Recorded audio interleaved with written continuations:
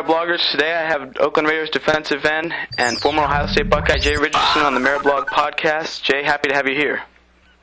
Hey, thanks. Happy to be here. Last weekend you finished up your life skills camp in which kids from around Columbus came to your camp, and it's different than a lot of what other NFL guys put on. First, what was your camp like, and why did you choose this over a more typical type skills camp? That's a good question. I'll explain it to you. My camp was not your typical camp, like we already said. It was geared more towards off-the-field things for the kids.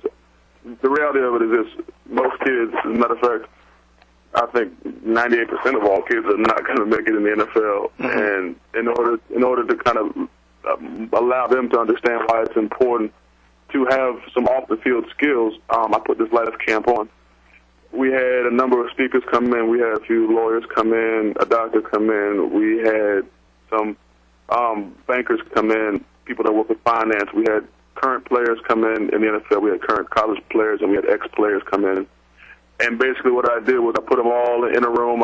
I had these speakers speak to them, and then I put them off in the workshops, and we all just talked about, a little Q&A session with each kid about, what they want to do with their life and what's important to them and what kind of things interest them. Because I wanted to get kids thinking about life beyond sports so much. I mean, sports are a huge part of, what made me who I am today, and I think it's important for the kids to play sports, don't get me wrong. Mm-hmm. But I also think it's important for them to understand that most of you won't have a future in pro athletics. Mm-hmm. So the important thing is going to be to have a good grasp on, what you want to do with yourself and what interests you beyond sports. So that's kind of why I did this. Moving to your career on the field, this will be your fourth season in Oakland, and has it seemed like it's been that long for you guys? For you, I'm sorry. And what have your first 3 years been like in the NFL? It's crazy. It goes by so fast. I know everyone says that, but it's so true. I just finished up, like you said, my third full season in NFL, and it's been wonderful. The NFL is it's the best of the best, obviously, and it's a great time for me. And it taught me a lot about, just being a professional and just handling my business, but also I've been enjoying it. We haven't had the best records these 3 years. I know we haven't had the best season, but we've had great teams, great guys in the teams, great coaching, and we're just still trying to put it together. I think this year we have a really good chance of doing that. Training camp is kind of creeping up on us. It's only about a month away. What do you hope to accomplish going into training camp, and what are your goals for 2010?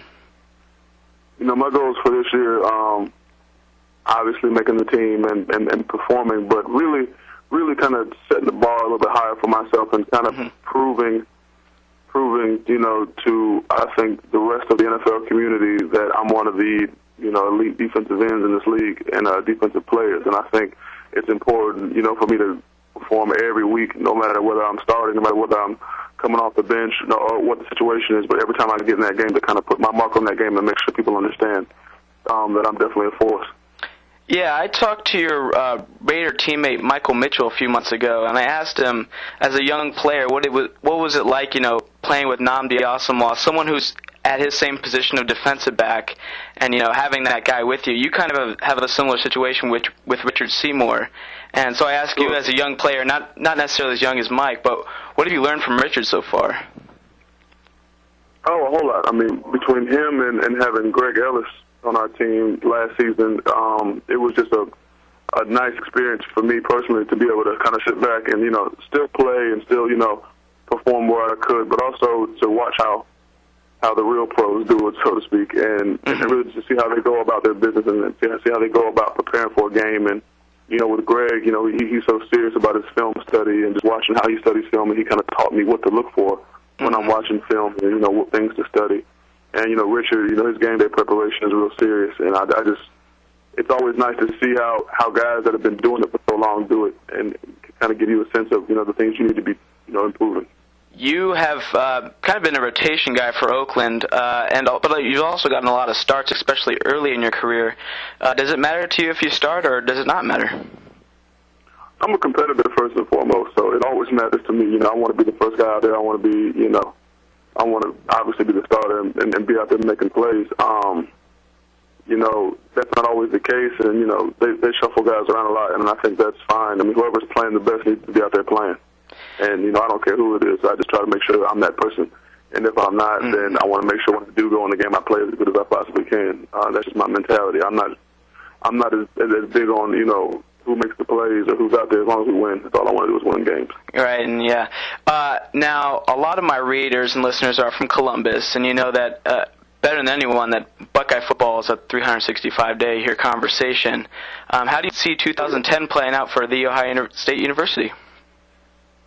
Right now, it's looking pretty good. I mean, I think you got to also look at the fact that USC's seemingly out of it right now, and we have a lot of young talent.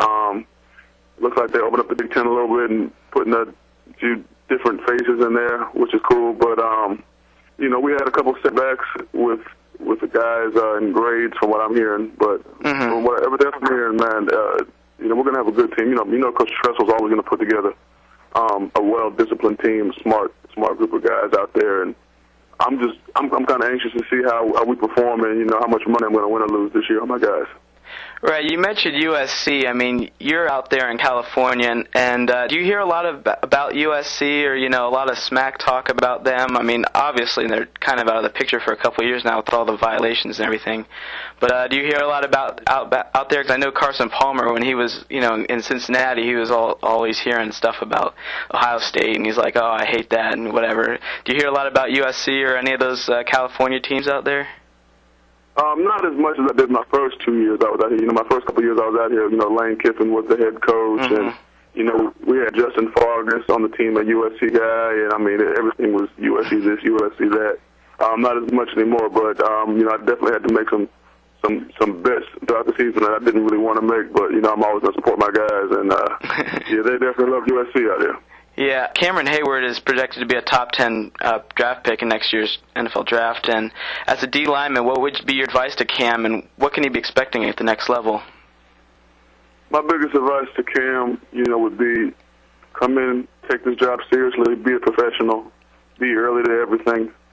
Make sure you study your opponent, and make sure you know how to place your hands on guys.